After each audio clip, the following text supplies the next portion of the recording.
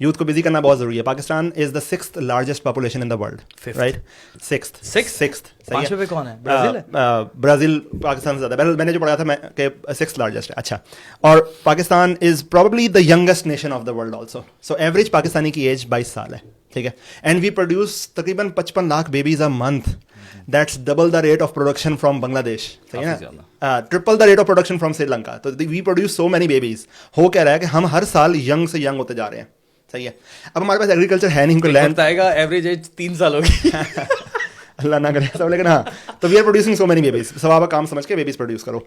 अच्छा, और अपॉर्चुनिटीज़ है नहीं, लीडर्स भी कोई नहीं, यू नो. तो लैंड जो इतना है उस पर हाउसिंग सोसाइटीज़ बना देंगे हम, और इंडस्ट्री कोई चलेगी नहीं. और एग्रीकल्चरल लैंड पर हाउसिंग सोसाइटी बना दी, तो फिर खाना भी नहीं पैदा हो सकता, गंद भी नहीं पैदा नहीं हो सकता. ठीक है, मामला तो देख रहे हैं आप कहाँ से एकदम निशाना किया. और फिर इस यूथ को जॉब भी नहीं दे रहे हम, तो बेचारे क्या करेंगे?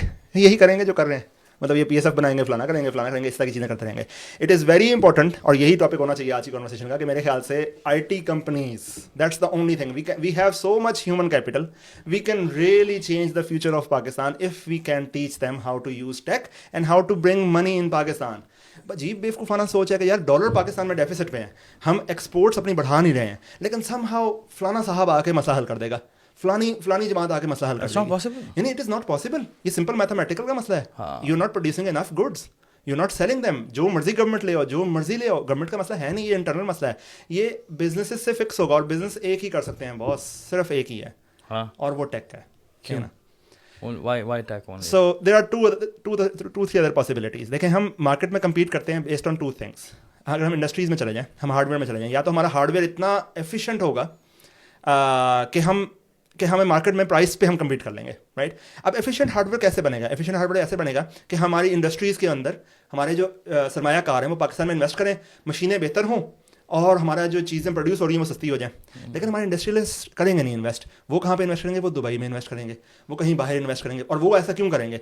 उनका मसला नहीं है, वो बेचारे बुरे लोग नहीं है. मसला सिर्फ इतना है कि गवर्नमेंट्स, आपने देखा भुट्टो के दौर में क्या हुआ, आप खुद बता रहे थे क्या हुआ भुट्टो के दौर में. कोई इंडस्ट्रियलिस्ट नहीं चाहेगा कि उसके साथ ये हो, right? Everyone wants their money to be safe, right? Pakistan safe investments की जगह है नहीं, तो that's why they invest outside. So that their money is safe, and that's why we don't have good industries. We cannot produce goods in competitive rates, and that's why हमारी industries कभी भी नहीं चलेंगी.